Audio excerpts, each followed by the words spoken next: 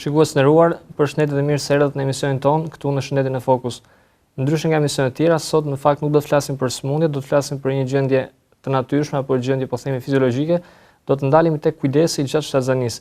Cilat janë këshillat që duhet të kenë nënat e reja para konceptimit, pra para shtatzanisë, cilat janë kontrollet dhe vizitat që kryhen gjatë shtatzanisë, si dhe komplikacionet e mundshme apo problematika që shoqërojnë shtatzaninë. Para se të kalojmë të ftuara, ndjekim insertin dhe rikthehemi.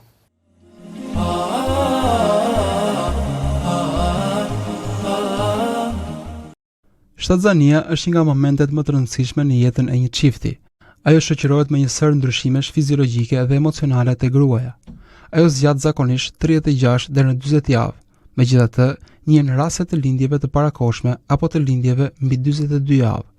Kështu, shtatzania më e shkurtër në botë ishte vetëm 22 javëshe, ku foshja, pavarësisht ndërlikimeve, arriti të mbijetojë. Nga ana tjetër, numri i lindjeve paraqet vitalitetin e një popullate. Sa më i lartë numri i lindjeve dhe sa më i ulët numri i vdekjeve, aq më e lartë është shtesa natyrale. Kështu, në vitin 2012 u shënuan rreth 213 milion shtatzani në botë, prej të cilave 190 milion apo 89% e tyre ishin në vendet në zhvillim. Ndërkohë, numri i shtatzanive te gratë e moshës 15 deri në 44 vjeç në botë llogaritet të jenë rreth 133 për 1000 gra. Në vitin 2018, sipas Institutit të Statistikave, në Shqipëri u shënuan 28.934 lindje, numër ky i cili ka ardhur në rënje krahasuar me 5 vitet paraardhëse. Shtatzania mund të ketë edhe ndërlikime, ku rreth 10 deri në 15% të tyre përfundon në heqje të barës për shkak të komplikacioneve apo ndërprerjes së vullnetshme. Shumë çifte nuk arrin të konceptojnë një fëmijë në rrugë natyrale. Për këtë u vjen në ndihmë fertilizimi in vitro, i cili tashmë realizohet edhe në Shqipëri dhe Kosovë. Vetëm në vitin 2012 në SBA linden rreth 61.000 foshja me ndihmën e kësaj teknike. Një shtatzani e shëndetshme do thotë shëndet për nënën dhe për fëmijën. Prandaj, kujdesi prenatal, i cili përfshin kujdesin para dhe gjatë shtatzanisë, është shumë i rëndësishëm për rritjen dhe zhvillimin normal të bebit dhe për shëndetin e nënës.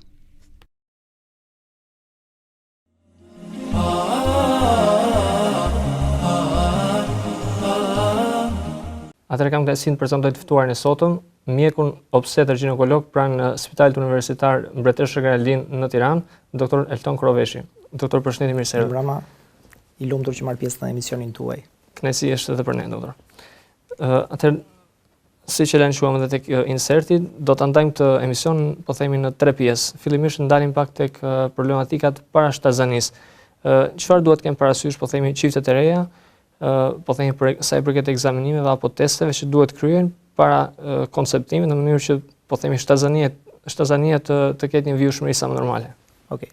Sot është shtuar shumë numri i çifteve që vijnë për këshillim para tentativës për shtatzani. Dhe kjo tregon që edhe kultura mjekësore ka filluar të rritet ndjeshëm. Është e vërtetë që bazat e një shtatzanie shëndetshme hidhen që përpara fillimit të shtatzanisë. Sot një rëndësi e veçantë kushtohet sidomos fillimit të acidit folik, e cila është një vitaminë që parandalon sidomos keqformimin e sistemit nervor, tubit neural, ajo që quhet spina bifida, dhe njëkohësisht dëmtimet e trurit. Mirë është që acidi folik të fillohet 1-2 muaj para tentativës për shtatzani dhe të vazhdohet për gjatë 3 muajve të parë të shtatzanisë. Përse kryhet këshillimi genetik përpara shtatzanisë? Shumë prej çifteve janë më tepër të interesuar për disa sëmundje të cilat ata mund t'i kenë qoftë të trashëguara genetike, qoftë që mund të kenë lexuar për internetit, qoftë duke biseduar mes shoqeve apo mes njerëzve të tyre. Interes të veçantë, sidomos sot, ka marrë problemet e grupit të gjakut, a përputhe me grupin e gjakut me bashortin, ka marrë një frikë të madhe, jam me një team grup me bashortin, dhe kjo ka kërkuar gjithmonë një interesim të veçantë që a do të kem fëmijë të shëndetshëm apo jo. Ndër analizat e cilat rekomandohen të kryen në periudhën prekoncepcionale, pra para tentativës për shtatzani, gjithmonë çifteve u rekomandojmë të kryen grupin e gjakut, në të cilat grupet të cilat janë rezus pozitiv përgjithsisht janë pa rrezikshmëri gjatë shtatzanisë. Grupet në të cilat nëna është rezus negativ dhe babai është rezus pozitiv, kanë një rrezikshmëri për gjatë shtatzanisë, kryesisht gjatë shtatzanisë së dytë, jo gjatë shtatzanisë së parë. Por sidoqoftë, mirë është të këshillohen për të ditur rreziqet të cilat ata mund të ndeshen. Njëkohësisht, mirë është të këshillohen për sa i përket infeksioneve, të cilat mund të vinë qoftë seksualisht të transmetueshme, qoftë ato infeksione të cilat mund të merren nëpërmjet ushqimit. Rëndësi të veçantë sot ka marrë për shembull infeksione të cilat përfshihen analizën që quhet torç, toksoplazma që vjen nga urina maces, citomegalovirus, rubeola, herpes. Rëndësi merr njëkohësisht analiza e hepatitit B. Kohët e fundit është rritur ndjeshëm numri i çifteve të prekur nga hepatiti B, pavarësisht se e kanë në mënyrë latente, në mënyrë të fshehtë, sërish këto nëna mund të jenë infektuese për bashortin, për fëmijën dhe për personelin që do punojë për to. Rëndësi të veçantë merr infeksioni nga ureaplazma dhe mykoplazma, të cilat janë shkaktar të aborteve, sidomos në trimestrin e dytë. Njëkohësisht mund të këshillohen për të kryer analizat për tiroiden. Tiroidja është një nga ato hormone të cilat, sidomos zona e Shqipërisë, ndoshta edhe Kosova, mund të jenë zona të cilat janë strumogene dhe kanë një nivel të ulët të jodit, dhe paksimi i jodit në organizmin e nënës mund të ndikojë në prapambetje mendore gjatë shtatzënisë. Për këtë arsye, në panelin e analizave të para të shtatzënisë ne i rendisim të gjitha këto që në periudhën prekoncepsionale, të cilat pastaj zgjerohen dhe në varësi të anamnezës që mund të ketë çifti, kryesisht për sëmundje genetike të cilat mund të kenë. Po flasim për një talasemi, pra duhet bërë elektroforeza e hemoglobinës për nëse janë bartës talasemish, po flasim nëse ka ndonjë familjar që mund të jetë me fibrozë kistike, këta këshillohen për të bërë amniocentezën gjatë shtatzënisë. Flasim nëse mund të kenë ndonjë sëmundje siç mund të jetë distrofia muskulare, qoftë Dyshenit, qoftë Guillain-Barré etj, të cilat këshillohen në periudhën në të cilën mund të bëhen. Këshillohen për sa i përket analizave për sindromin Down etj. Por ndër analizat kryesore, po them edhe një herë, sot përfshihet grupi i gjakut, elektroforeza, tiroidet, torçi, hepatiti dhe tiroidja. Gjaku, urinë dhe sekrecionet, pastaj analizat të cilat bëhen masivisht në të gjitha çiftet dhe tashmë janë të implementuara në analizat e trimestrit të parë. Po. Atëherë sa i përket po themi moshës, se kur vendoset po themi tentativa për shtatzëni, kush janë gratë që rrezikohen po themi më shumë sa i përket po themi mosha 35, 40, sa i përket po themi patologjive apo rrisjeve që vijnë nga shtatzënia? Gjithmonë mosha e nisjes së shtatzënisë është atëherë kur çifti mendon që ata i kanë të gjitha kushtet për të rritur fëmijë të shëndetshëm, por gjithmonë thuhet jo para moshës 18 vjeç. Shtatzënia para moshës 18 vjeç është një shtatzëni në të cilën nëna është ende e re, është ende e pa formuar, po themi, qoftë nga ana anatomike, qoftë nga ana psikologjike për të qenë nënë. Qoftë gjithmonë rekomandohet edhe ana sociale, absolutisht. Kështu që gjithmonë rekomandohet që të niset në një moshë kur pjekuria e nënës, kur kushtet socioekonomike të jenë sa më stabël. Moshat sa më shumë e madhe të jetë mosha e nënës, sidomos mbi nënat me moshën me 35 vjeç, kuptohet që rrezikojnë jo vetëm për keqformime genetike, por edhe për një sëmundshmëri më të lartë shtatzënisë, ku ndër sëmundjet që mund të shfaqen në moshën mbi 35 vjet, përveç riskut për sindromin Down dhe për trizomitë e tjera, mund të konsiderojmë rrezikun më të madh për eklamsi, për preeklamsi, për diabetes shtatzënisë. Njëkohësisht mund të kemi edhe probleme të tjera si në problemin gjatë aktivitetit të lindjes, pra me mos pasjen e një aktiviteti normal dhe përfundojnë shumica e tyre në lindjen cezariane. Atëherë, doktor, kalojmë tek pjesa, po themi, e shtatzënisë. Momenti i parë, kush janë shenjat, po themi, që një grua, po themi, e re, evidenton tek vetja që dyshon që është shtatzan, edhe kur duhet të vendosë bëj testin e shtatzënisë? Gjë e parë që na paraqet pacienti e re ose nëna e re është vonesa e periodave. Pra, në çdo rast kur një nën ka një vonesë periodave, gjë e parë që do shkojnë në mend është mundësia për të qenë shtatzan. Atëherë, gjëja më e thjeshtë në të cilën ajo mund të verifikojë nëse është apo jo, është një test shtatzënie, një test urine i thjeshtë, i cili është një test cilësor, i cili thotë është apo s'është, por nuk konfirmon as moshën e shtatzënisë dhe as se si është kjo shtatzëni. Ndër shenjat e para që një nënë e re mund të ankojë mund të jetë forcimi i gjirit, ardhja për të vjellë, lodhja, plogështia, urinimi i shpeshtë, një neverim ndaj disa ushqimeve, provokimi të vjellave. Njëkohësisht preferon të qëndrojë për orë të tëra në krevat, të vjellat i ka dhe nauzet i ka zakonisht në orët e para të mëngjesit. Dhe për këto arsye ajo mund të drejtohet te mjeku dhe thotë nuk ndjehe mirë dhe kjo e bën që pastaj të diagnostikohet një shtatzëni. Nëse testi i shtatzënisë del pozitiv, pra testi ka 2 viza të plota, atëherë është momenti kur ne mund të realizojmë edhe një ultrasound ose një ekografi për të verifikuar nëse bara është e lokalizuar brenda në mitër, siç janë 99% e barave, apo ndodhet diku jashtë, siç është 1% e shtatzënive që janë shtatzëni ektopike ose bara jashtëmitre. Test tjetër në të cilën ne e konfirmojmë në mënyrë jo vetëm cilësore, por edhe sasiore, do të ishte analiza e hormonit beta-HCG. Hormoni beta-HCG është hormoni i cili në mënyrë sasiore na konfirmon që nëna është shtatzan dhe sa është mosha e shtatzënisë. Që të dallohet ekografikisht një shtatzani, duhet të paktën që vlera e këtij hormoni të jetë diku te vlera 2000 unite, kështu që është një vlerë e cila konstatohet pas javës 4-5 së shtatzanisë, kështu që pra, gjithmonë duhet pritur 5 deri 7 ditë vones periodash. Pas po themi testit shtatzanisë që rezulton pozitiv, gruaja e re tashmë paraqitet tek mjeku. Si bëhet po themi përsaktimi ose parashikimi i datës së pritshme të lindjes? Atëre, ose përsaktimi i javës së shtatzanisë. Metodat klasike janë gjithmonë duke u nisur nga dita e parë e menstruacionit të fundit. Pra, për një nënë e cila ka pasur periodat, po e marr si shembull në datën 1 shtator dhe do të di se sa është shtatzan, shtatzania llogaritet gjithmonë nga dita e parë e menstruacionit të fundit. Shpeshherë kemi kontradita me çiftet, si ka mundësi që nusja ime është 6 javëshe kur un kam vetëm 4 javë që jam këtu. Sepse shpejt çiftet e llogarisin moshën e shtatzanisë nga momenti i konceptimit, nga momenti i kryerjes së kontaktit, ndërsa shtatzania në fushën e obstetrik gjinekologjik llogaritet gjithmonë nga dita e parë e menstruacionit të fundit. Pra për një nënë që cili ka pas periudhën datën 1 shtator dhe po themi në mes të tetorit, ajo rezulton të jetë diku te 6 javë, pavarësisht se kontakti ose konceptimi ka ndodhur diku në mes të shtatorit dhe teorikisht nga momenti i konceptimit nga kaluar vetëm 4 javë. Veza e cila është ajo që vazhdon shtatzaninë, ajo që është organizmi mbajtës. Nga ka nisur momenti po. Ajo do 2 javë që të arrijë momentin e ovulimit, momentin e pjekjes dhe kjo vezë do të jetë ajo që do vazhdojë dhe shtatzaninë më tej. Prandaj këto 2 javë ne ja shtojmë shtatzanisë dhe kjo është gjithmonë diskordanca mes mjekut dhe çiftit që krijon diskordancën që pse është 2 javë më e madhe dhe jo.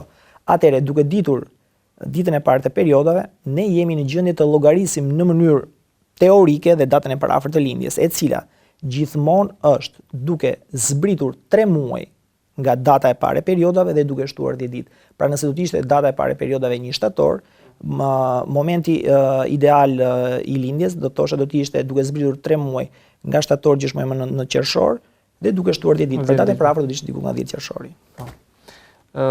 Sa i përket po themi kujdesit tashmë në javët e para të shtatzanisë, po themi në 12 javët e para, si bëhet ky kujdes dhe cili po themi është ai protokolli apo paketa e kontrolleve që realizohen?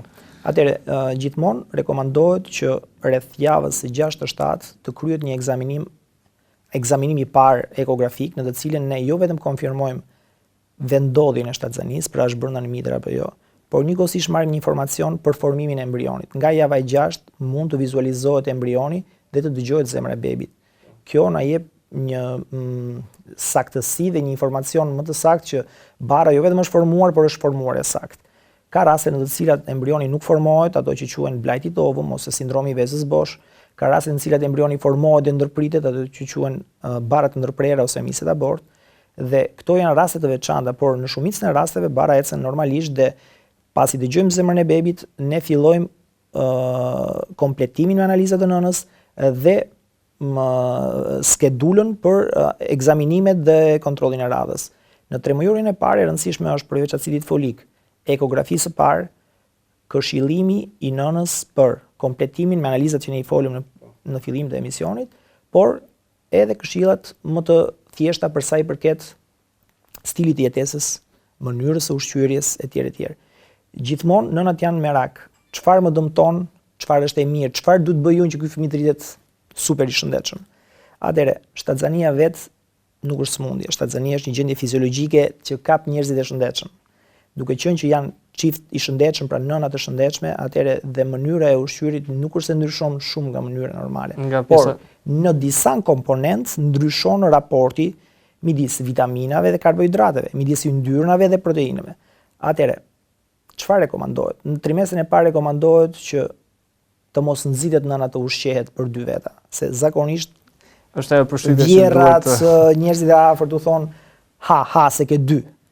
embrioni deri në javën e 12 është 5 cm dhe peshon më pak se 50 gram. Atëherë, si mund të hajë një nënë e re për 2 veta? Për 2 veta, po. Pra, kryesore në 3 mujorin e parë është që nëna të mos ketë vjella, të mos ketë nauze, sepse ashtu ajo eliminon kripra, eliminon lëngje dhe kjo do ta dehidroj, do të humbasi shumë nga vitaminat e organizmit. Atëherë, rekomandohet që në trimestrin e parë nëna të ushqehet shpesh dhe nga pak. Kryesisht të përdori fruta dhe perime të lara mirë, mundësisht çerek orë 20 minuta të futura në sot buke, pikërisht për të shmangur infeksionet nga toksoplazma. Mirë është të konsumoj pak bukë të thekur, i cili thith lëngjet e stomakut dhe mbron nga kthimi i lëngjeve mbrapsht. Mirë është që kur të shtrihet të mbajë një astek të lartë, i cili parandalon kthimin e refluksit të lëngjeve të stomakut. Mirë është njëkohësisht të evitoj qëndrimin në ambiente me shumë njerëz, me erëra të këqija, pasi kjo mund i provokojë të vjella. Pra kryesore është që nëna të minimizoj të vjellat, të minimizoj eliminimin e lëngjeve. Ushqyerja me mish dhe me peshk mund të kryhet gjithmonë nëse këto janë të gatuara mirë.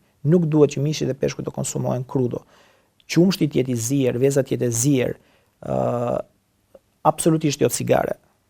Nëse është që kafe nuk mund ta lëri, mirë është të konsumoj maksimumi 1 kafe në ditë dhe jo mundësisht macchiato. Nuk rekomandohet përdorimi i lyerive, oksigjenimit të flokëve, nuk rekomandohet manikyri dhe pedikyri, nuk rekomandohet përdorimi i antibiotikëve, kryesisht rekomandohet përdorimi i paracetamolit në dhimbjen e kokëve dhe jo aspirina, por paracetamol, dhe kryesisht janë sa më ushqyerje të shpeshta dhe të pakta në sasi, në mënyrë 3 mujorin e parë nëna shtatzan nuk shton peshë, madje disa herë humbet peshë pikërisht për arrit. 3 muajt e dytë shton nga 1 kg në muaj dhe 3 muajt e tretë nga 2 kg në muaj. Pra mesatarja gjatë të shtatzanisë duhet 8 deri 12 kg. Nuk është më e shëndetshme shtatzani kur nëna shton 30 kg. Të gjithë fëmijët do dalin 2.5 deri 4 kg. Po. Kështu që pjesa tjetër do të jetë një sforcu për nënën për t'i humbur pas periudhës së shtatzanisë. Meqense sa i përket pak doktor sa i përket mjekimeve, kush janë po themi ato mjekime të cilat duhet zëvendësohen gjatë shtatzanisë apo kundërindikohen, pra që nuk duhet përdoren në mënyrë absolute, po themi. Atëherë, çdo lloj preparati duhet parë për qëllimin që përdoret dhe sa i rëndësishëm është për nënën. Ka preparate të cilat sot kategorizohen në varësi të farmakologjisë në kategori A, të cilat mund të përdoren pa frikë gjatë shtatzanisë, atëherë kur mjeku e rekomandon. Kemi klasat B, kur ato më shumë kanë përfitime se sa dëme, ka klasa C, D dhe E, ku klasa E është pothuajse që nuk duhet përdoren pasi janë të vërtetuara që shkaktojnë keqformime. Në këto bara mund të hyjë një pjesë e mirë e antibiotikëve, të cilat përgjithsisht në 3 mujorin e parë nuk rekomandohet të përdoren, prandaj dhe në gjendjet të cilat mund të jenë me temperaturë të nënës ne përpiqemi me antipiretik, thash si paracetamoli, me lëngje, vitaminë C dhe të mos përdorim antibiotik, vetëm kur atëre ne shikojmë që nëna rrezikon. Për ne primare është nëna.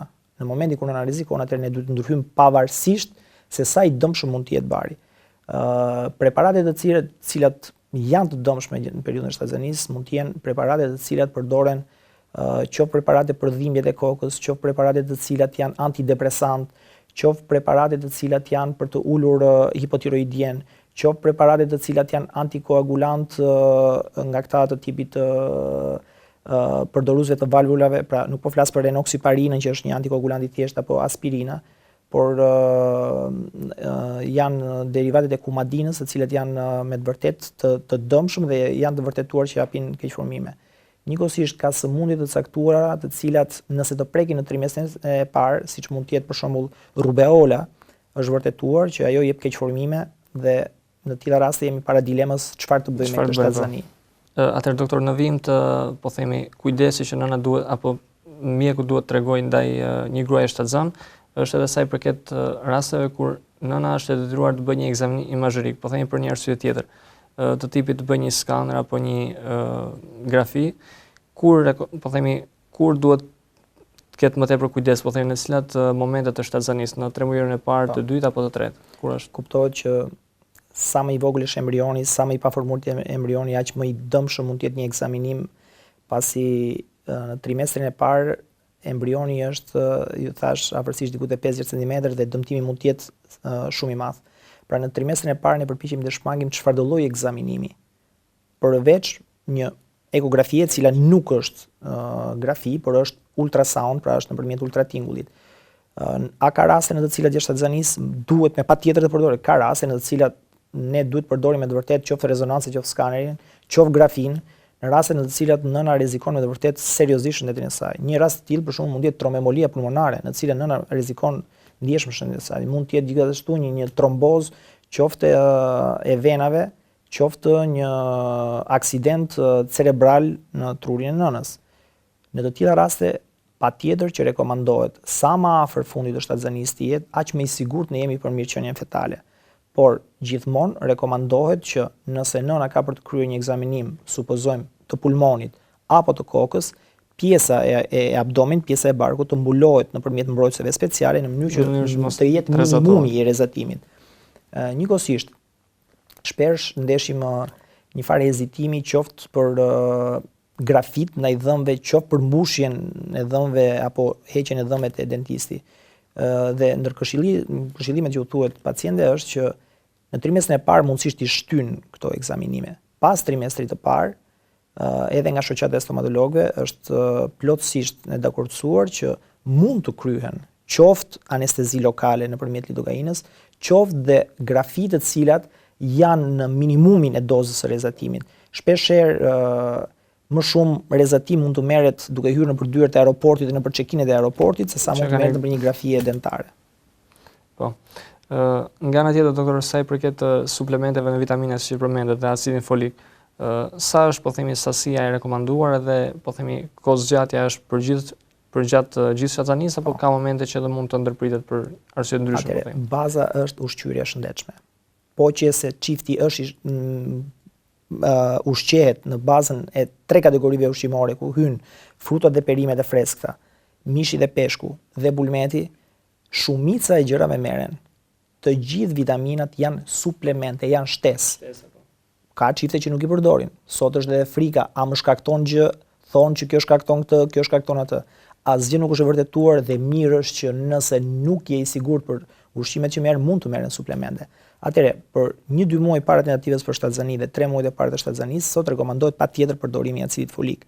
Madje sot politikat botërore dhe organizatat botërore të shëndetësisë ka insistuar në hedhjen e acidit folik dhe në mielin e bukës, në mënyrë që acidi folik të konsumohet dhe nga shtresat më në nevojë, të cilët nuk kanë mundësi ta marrin si suplement me pagesë, por mund ta marrin nëpërmjet mielit të bukës. Buka është e vetmja gjë që e konsumojnë të gjithë. Kështu që në tilla kushte acidi folik është vitamina e cila do përdoret në 3 muajorën e parë dhe 1-2 muaj mundësisht para tentativës për shtatzani për çiftet që kanë të planifikuar. Sa duhet jetë doza? Mirë është që të jetë diku te 400 mikrogram është dozë e pranueshme. Sot qarkullojnë variante të ndryshme të acidit folik, por të gjitha shifrat luhaten te 400 mikrogram pavarësisht amballazhit të tyre. Pasi kalon 3 muajor i parë, në të cilën organizmi nënës stabilizohet, nuk ka më të vjedha, nuk ka nauze, atëherë do të ishte momenti kur ne mund të shtojmë multivitaminat të tjera.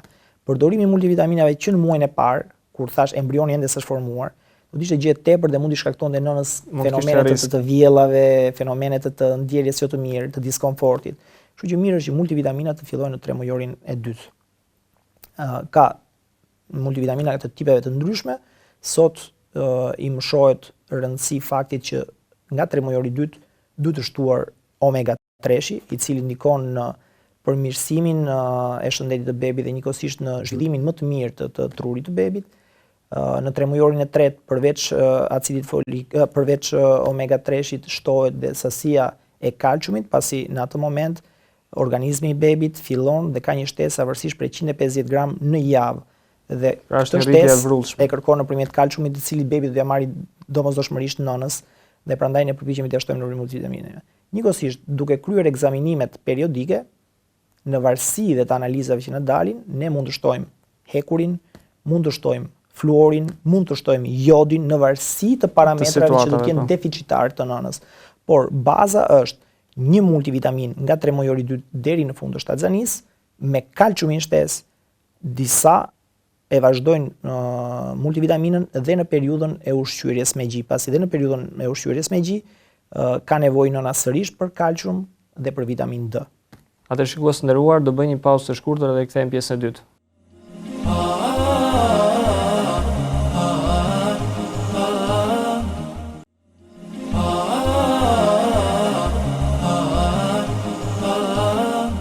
Jemi rikthyer në këtë pjesë të dytë të emisionit. Në pjesën e parë folëm për shtatzëninë dhe kujdesin gjatë shtatzënisë. Në këtë pjesë të dytë do të ndalemi kryesisht tek komplikacionet e mundshme që mund të ndodhin gjatë periudhës së shtatzënisë, kryesisht po themi në 3 mujorin e dytë dhe të tretë. Doktor, dy prej po themi problematikave të rëndësishme apo komplikacioneve të mundshme që mund të ndodhin janë diabeti i shtatzënisë dhe preeklamsia. Mund t'i shëllim pak më gjerësisht edhe kush janë më të rrezikuara? Patjetër. Atëre, siç e përmendëm dhe në fillim të emisionit, tham që me rritjen e moshës së nënës rriten njëkohësisht edhe rrezikjet për shtatzëni. Dy nga sëmundjet më të rrezikshme të cilat rrezikojnë ndjeshëm jo vetëm gjendjen e bebit, por edhe gjendjen e nënës janë preeklamsia ose hipertensioni i shtatzënisë i komplikuar me albumin dhe diabeti i shtatzënisë. Për sa i përket hipertensionit të shtatzënisë, është një sëmundje sa e pabezë dhe e rrezikshme për shëndetin e nënës, pasi përveç se ajo rrit shifrat e tensionit dhe ka një nivel të lartë të albuminës e cila eliminohet nëpërmjet urinës, vën në vështirësi qarkullimin e gjakut të bebit dhe shkakton një beb me peshë të ulët dhe një rrezik të madh për ndërprerje të shtatzënisë, pra qoftë për vdekje të fetusit brenda në mitër. Si mund të diagnostikohet dhe si duhet të parandalohet? Pra kush janë ndoshta shenja që mund të... Atëre, përgjithsisht një nën e cila është me një peshë trupore më të madhe, është më e riskuar për të bërë një tension të lartë gjatë shtatzënisë.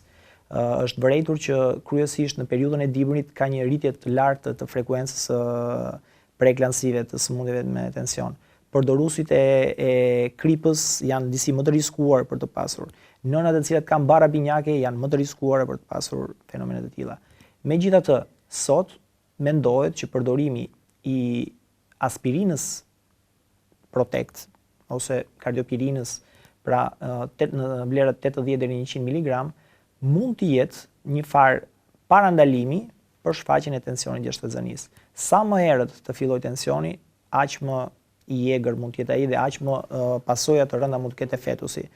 Gjithmonë duhet që në rastet e tensionit të ketë një ndjekje shumë më të afërt dhe shumë më rigoroze nga mjeku, mundësisht edhe hospitalizimi i pacientes. Pasi triada e shenjave ku hyn edemat, tensioni dhe albuminuria mund të jenë nga të vlerave të lehta deri në vlerat e rënda ku rrezikohet ndjeshëm jeta e nënës, ajo që quhet eklamsia, ku nëna fillon me kriza si kriza epileptike, si sëmundje toke dhe mund të kalojë deri në gjendje kome. Pra përveç se rrezikohet fetusi, rrezikohet seriozisht dhe jeta e nënës. Për fatin e mirë, raste të tilla janë shumë të pakta, por kjo edhe fal ndjekjes sa më të rregullt të nënës. Nënat të cilat janë më pak të ndjekura, më të pa kontrolluar nga personeli mjekësor, rrezikojnë shumë më tepër. Njëkohësisht, sot, duke qenë që janë shumë raste të cilat shtatzënia rrihet edhe nëpërmjet asistencës nga jashtë, pra nëpërmjet fekondimit in vitro, është vërejtur që është rritur ndjeshëm numri i preeklamsive dhe tensionit gjatë shtatzënisë, edhe për faktin që mosha e nënës është goxha më e lartë krahasimi me moshat e tjera. Një sëmundje tjetër e cila gjithashtu lidhet me moshën e nënës, por lidhet shumë edhe me historikun familjar, por lidhet shumë edhe me mënyrën e ushqyerjes, është diabeti i shtatzënisë. Diabeti i shtatzënisë është një diabet i cili ka pasoja të ndjeshme për fetusin. Për fetusin dhe për nënën, por për fetusin ai mund të japi qoftë një fetus makrosom, një fëmijë të madh me ujëra të shtuara. Këta fetus vërtet duken po ç'të keq që ka le të jenë të mëdhenj. Këta janë fëmijë që quhen big for nothing, të mëdhenj, por janë mësuar me një burim të madh ushqyerje nga nëna. Në momentin kur këta fëmijë dalin jashtë nënës, u shkëputet burimi i ushqimit dhe këta bëjnë gjendje të rënies së sheqerit një lloj siç janë diabetikët dhe kanë nevojë për një asistencë të vazhdueshme. Dhe kanë një pjekuri shumë të vonë të punshkrivjes se sa një fëmijë që është normal. Nënat të cilat i kanë një peshë trupore të madhe, nënat të cilat përdorin një dietë shumë të madhe me karbohidrate, me ëmbëlsira, janë më të riskuara për të pasur një këtë. Njëkohësisht ndikon shumë dhe anamneza familjare. Nënat të cilat familjarët e tyre, sidomos brezi i parë i tyre, janë me diabet të tipit jo insulinovartës apo insulinovartës, janë më të riskuara për të shfaqur diabetin e shtatzënisë. Ka dhe raste të cilat ato ndodhin të pa lidhura me historikun familjar, por ato që kanë diabet shtatzënie mendohet që janë më të riskuara që në jetën e mëpasshme të shfaqin diabetin mellitus jo insulinovartës tip 2. Prandaj duhet të jenë gjithmonë në kontroll nga mjeku përkatës. Me qenë se prekëm të pjesën, doktor, sa i përket diabetit, nuk diskutuam në fakt gratë të cilat mund të jenë me diabet të tipit ndoshta tip 1 edhe duan normalisht që të kenë shtatzëni. Po. E rëndon shtatzënia, po themi, gjendjen e tyre apo si lejohet? Gratë që janë me diabet mellitus tip 1, pra diabeti i cili trajtohet me insulin, janë pacientët e edukuara në kontrollin e niveleve të glicemisë. Mjafton që ato të kenë një nivel të stabilizuar të glicemisë në organizëm dhe kjo shtatzëni mund të ecë fare mirë pa probleme. Kjo do të varet shumë prej sa kohësh vuajnë ato nga diabeti dhe çfarë pasojash ka shkaktuar diabeti në enët e gjakut të tyre. Pasi një nga pasojat që lë diabeti janë dëmtimet e enëve të gjakut, qoftë në pjesën e syrit, në pjesën e këmbëve, por në gjithë sistemin përfshirë dhe enët e gjakut të mitrës dhe kjo mund të çojë në një rrezik për furnizimin më të mirë të bebit. Pra, nënat me diabet tip 1, pra insulinovartës, kanë këtë favor nga nënat të cilat nuk e dinë se çfarë është diabeti, sepse janë të mësuara me përdorimin e rregullt të dozave të insulinës dhe mbajtjen në kontroll të glicemisë. Por gjithmonë duhet ndiqen jo vetëm nga obstetër gjinekologu, por dhe nga diabetologu ose endokrinologu, në mënyrë që të kemi sa më rezultat të mirë në fund të shtatzënisë. Rekomandohet që fëmijët që lindin nga nëna diabetike të lindin gjithmonë pas javës 38, pasi thash, për shkak dhe të niveleve të glicemisë, për shkak të niveleve të ujrave në fetusin, në shtatzëni, te fetusi pulmonet piqen më me vonesë dhe prandaj përpiqemi që ta shtyjmë sa më vonë momentin e lindjes, në mënyrë që të mos kemi ato fenomenet e detresit të porsalindurit, pra mbajtjes frymës të porsalindurit. Po. Në kuadër, po themi, të 3 mujorit të tretë të shtatzënisë, kryesisht nënat e reja për shkak edhe të punës dhe angazhimeve kanë tendencë që po themi që të vijojnë punën për një periudhë goxha shumë afër, po themi, periudhës lindjes. Sa e riskon kjo, po themi, vjushmërinë ose procesin normal të shtatzënisë dhe a mund të bëjë që të kenë një lindje të parakoshme? Patjetër. Dëshira e madhe që ta vazhdojmë punën deri në fund është, por sidomos në rastet kur ende nuk është plotësuar viti i parë i punës për plotësimin e siguracioneve të punës etj, përpiqen ta shtyjnë maksimalisht. Legjislacioni jonë e lejon që deri në javën e 35 gruaja mund të punojë, por jo me orar të plot. Pra nuk duhet që të punojë në kapacitet maksimal. Pra një grua e cila është shtatzënit kur punojë me orar të reduktuar dhe me kapacitet pune të reduktuar, absolutisht jo qëndrime të gjata në këmbë, jo pesha dhe jo rrugë të gjata, pasi këto e rrezikojnë për një lindje të parakoshme ose për komplikacione të tjera të mundshme.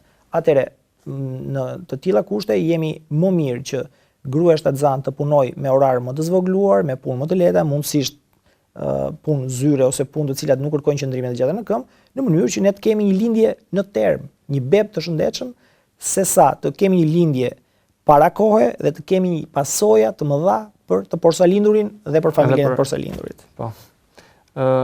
Momenti i lindjes normalisht është një gëzim normalisht për çiftin e ri dhe për familjen. Por në aspektin shëndetësor, cilat janë, po themi, teknika që lindja të jetë, po themi, sa më normale, po themi, sa më e pa komplikuar? Atëherë, sot është një trend i madh për lindjen me operacion. Sot, sa po vjen edhe numri lindjeve, po i afrohet drejt imbarazimi. Aktualisht janë diku në shifra 40% lidhje me operacion, me 60% lidhje me lindje natyrale. Por duhet insistuar maksimalisht që lindja të përfundojnë në mënyrë natyrale. Lindja më e shëndetshme dhe lindja më e mirë është lindja natyrale sesa lindja me operacion. Pasi në lindje natyrale nuk rrezikon as nëna dhe kemi një rikuperim të shpejtë të nënës, çim të shpejtë të saj dhe një dalje sa më të shpejtë të saj nga spitali. Dhe duke evituar normal komplikacionet që mund të ndodhin nga operacioni, siç mund të jetë anestezia, mund të jetë hemorragjia, infeksioni plagës, të cilat janë me pasoja serioze për nënën. Çfarë duhet bëjë një nënë e cila të tentojë për të lindur vet? Kuptohet që lindja nuk është një moment i shkëputur nga shtatzënia. Pra kujdesi duhet të vazhdojë gjatë gjithë shtatzënisë. Pra nëse nëna ka mbajtur një regjim ushqimor të mirë, nuk ka shtuar shumë gjatë shtatzënisë, është treguar e kujdesshme që të vazhdojë të shëtisi, të lëvizi për të mbajtur një farë tonusi të caktuar muskular. Nëse nëna mund të ketë marrë pjesë në klasat prenatale, pra në klasat në të cilat ato bashkë me bashkëshortin marrin pjesë ku mësojnë mënyrën se si është aktiviteti i lindjes, se si mund të shtyhet gjatë aktivitetit lindjes. Sot janë hapur edhe disa klasa të cilat kryet një farë aerobie ose një farë gjimnastike për muskujt e pelvisit nëpërmjet një topi ku gruaja ushtron muskujt e pelvisit, muskujt e vitheve, sidomos të cilët janë muskujt që marrin pjesë në aktivitetin e lindjes, në mënyrë që kur të vi momenti që gruaja duhet me të vërtetë të shty, ajo të jetë sa më koordinuar dhe sa më efektive në atë kontraksion dhe në shtyrjen që ajo do të kryej. Kështu që kujdesi për mua duhet filloj që gjatë shtatzanisë në evitimin e marrjes së peshës së tepërt, në evitimin e bërjes së një jete sedentare, ku humbet shumë tonusi muskular dhe gruaja pastaj ka vështirë të bëjë 2 hapa dhe jo më të vazhdojë aktivitetin e lindjes, i cili mund zgjasë 8 deri 10 orë. Doktore, një pyetje të fundit, me qenë se jemi edhe në minutat në fund të minutazhit ton, sa i përket po themi lindjeve në shtëpi, a realizohen aktualisht po themi lindje të tilla dhe a kanë risk ato krahasim me lindjet në maternitet? Në vendin ton lindjet në shtëpi ndodhen vetëm në mënyrë rastësore. Pra, gruaja nuk ka pasur burim në shtëpi, nuk ka pasur mundësi, i ka ardhur krejt papritur, përgjithsisht lindjet kryen vetëm në institucione shëndetësore. Dikur kanë qenë organizuara me sistemin e qendrave nëpër komuna, nëpër fshatra, me mamit që kanë qenë atje, me doktorët të cilët kanë marrë pjesë, kurse sot përgjithsisht organizohen vetëm nëpër spitalet, në spitalet rajonale, ku në qendrat e mëdha, afërsisht gjysma e lindjeve të Shqipërisë kryhen në 2 spitalet e Tiranës, kurse pjesa tjetër në spitalet e rretheve. Janë shumë të pakta rastet në të cilat gratë pas lindjes vinë në maternitet, ku thonë kam realizuar një lindje në shtëpi në mënyrë rastësore, ku më ndihmoi kjo apo ajo. Gjithmonë frika në tilla raste është e një infeksioni të plagës, e dëmtimeve të rrugëve të lindjes dhe infeksioni për të porsalindurin, pasi mjetet që përdoren qoftë për prerjen e kordonit, qoftë për veshjen e fëmijës, mund të jenë veshje jo të sterilitetit dhe mund të na shkaktojë problematik qoftë infeksionit në nënës, qoftë infeksionit të bebit. Kështu që përgjithsisht lindjet kryhen në institucion spitalor. Doktor, ishte kënaqësi që u kishim në emision, dhe shpresojmë që ndoshta edhe në emisione tjera. Shpresoj të kenë qenë edhe këshilla të vlefshme për publikun. Faleminderit. Atë shikues të nderuar, kemi ardhur në fund të këtij emisioni sotëm, duke falendëruar që na ndoqët, shihemi emisionin e ardhshëm. Deri atëherë, mirupafshim.